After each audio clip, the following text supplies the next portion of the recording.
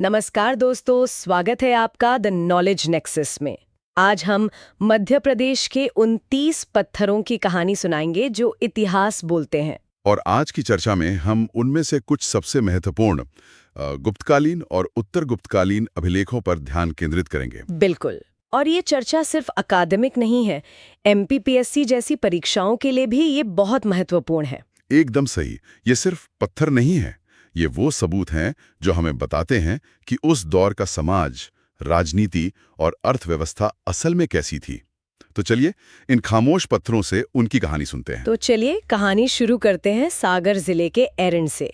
इसका प्राचीन नाम एरिकिन था, है ना, बीना नदी के किनारे। जी, एरिन आप कह सकती हैं उस दौर का एक जंक्शन पॉइंट था, एक बहुत महत्वपूर्ण व्यापारिक और सैनिक केंद्र। अच्छा, इसीलिए वहाँ एक नहीं बल्कि कई अलग अलग दौर के शासकों के अभिलेख मिलते हैं। बिल्कुल, ये एक तरह की टाइम कैप्सूल है, बल्कि भारतीय समाज के एक ऐसे पहलू पर रोशनी डालता है जिस पर सदियों तक बहस हुई है। आप सती प्रथा की बात कर रहे हैं? जी, इसी अभिलेख में हमें भारत में सती प्रथा का पहला स्पष्ट लिखित प्रमाण मिलता है। पहला लिखित प्रमाण? जी, ये तो बहुत बड़ी बात है।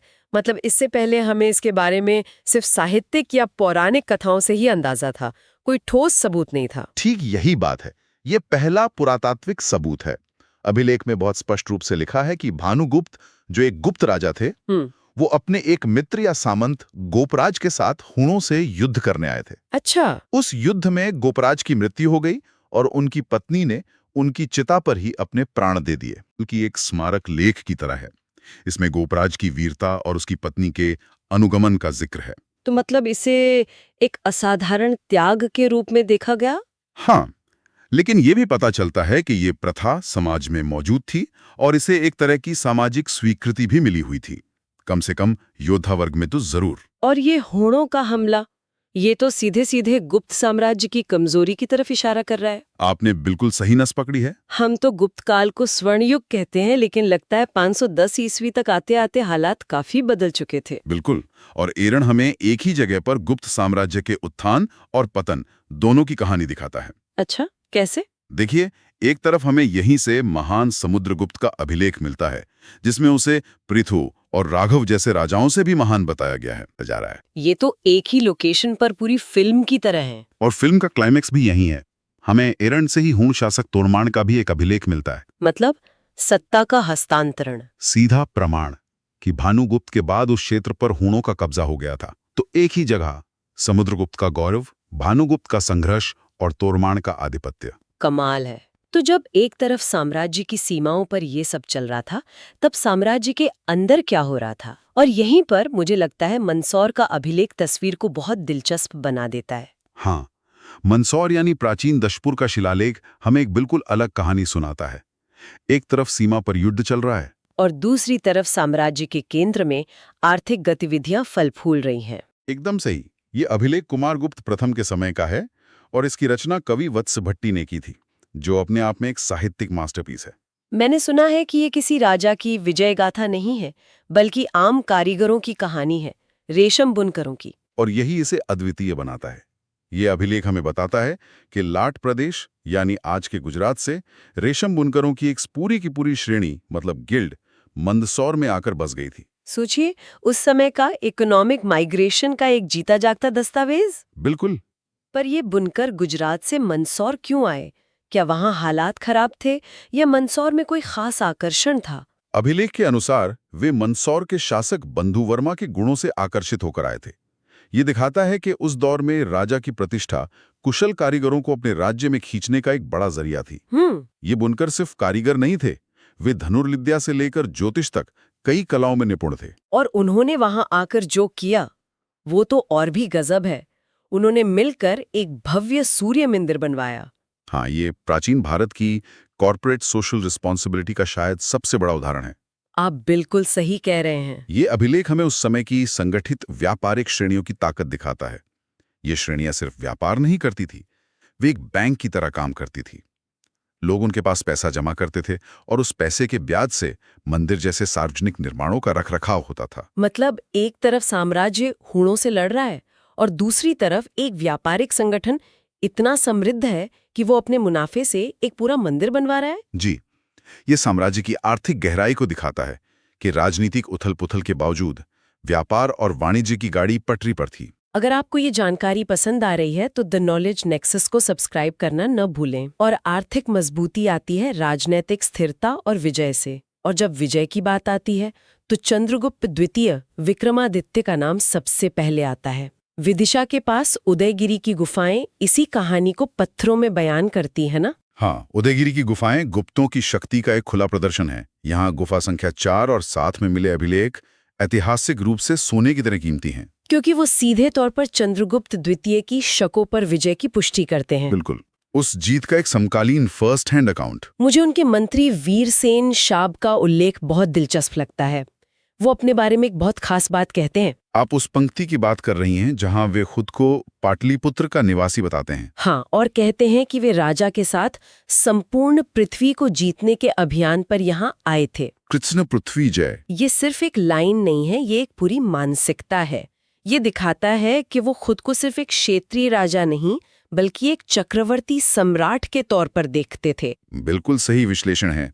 ये वाक्यांश गुप्तों की विचारधारा को खोलकर रख देता है। और वीरसेन सिर्फ मंत्री नहीं थे, वो युद्ध और शांति दोनों मामलों के मंत्री थे। अच्छा, उनका राजा के साथ इस अभियान पर होना दिखाता है कि ये एक बहुत बड़ा और सुनियोजित सैन्य अभियान था। विजय के बाद उन्होंने वहां एक शिव गुफा का निर्माण भी करवाया, जो दिखाता है कि राजनीतिक विजय को सांस्कृतिक और धार्मिक निर्माण के जरिए स्थायी बनाया जाता था। एकदम। पर यह भी दिलचस्प है कि एक ही जगह पर शैव और जैन धर्म के सबूत मिलते हैं। यही तो उदयगिरी और गुप्तकाल की सबसे बड़ी खूबी है। हमें यहीं से कुमारगुप्त के समय का एक जैन अभिलेख भी मिलता है, जिसमें शंकर नाम के एक व्यक्ति द्वारा तीर्थंकर पार्श्वनाथ की मूर्ति स्थापित करने का उल्लेख है। जी, एक ही परिसर में शैव और जैन स्मारकों का होना यह साबित करता है कि गुप्त साम्राज्य एक सहिष्णु राज्य था। राजा खुद वैष्णव या शैव हो सकते थे, लेकिन अन्य धर्मों को भी पूरा संरक्षण मिलता था। तो हमने साम्राज्य का विस्तार देखा, उसकी अर्थव्यवस्था देखी, धार्मिक नीति भी समझी, लेकिन किसी भी साम्राज्य की कहानी उसके वंश के साथ जुड़ी होती है। और यहीं पर रीवा का सुप्रिया अभिलेख एक बहुत बड़ा सवाल खड़ा कर देता है। हाँ, ये अभिलेख इतिहासकारों के लिए एक पहेली की तरह है। ये 460 ईस्वी का है, यानी स्कंदगुप्त के समय का। हम तो हमेशा पढ़ते हैं कि वंश श्रीगुप्त से शुरू हुआ, फिर घटोत्कच, तो फिर इसमें अलग क्या है? अलग ये है कि ये अभिलेख वंशावली की शुरुआत श्रीगुप्त से नहीं बल्कि घटोत्कच से करता है। क्या? इतना ही नहीं, ये गुप्त वंश को गुप्त वंश ना कहकर घटोत्कच वंश खाता है। क्या मतलब? तो क्या श्रीगुप्त संस्थापक नहीं थे, या इतिहास की किताबों में कुछ गड़बड़ है? ये तो पूरी कहानी की नींव ही हिला देता है। ये एक बहुत बड़ी बहस का मुद्दा है। ज्यादातर अभिलेख श्रीगुप्त को ही पहला राजा मानते हैं, लेकिन सुप्रिया का ये अभिलेख एक अलग ही कहानी बता रहा है।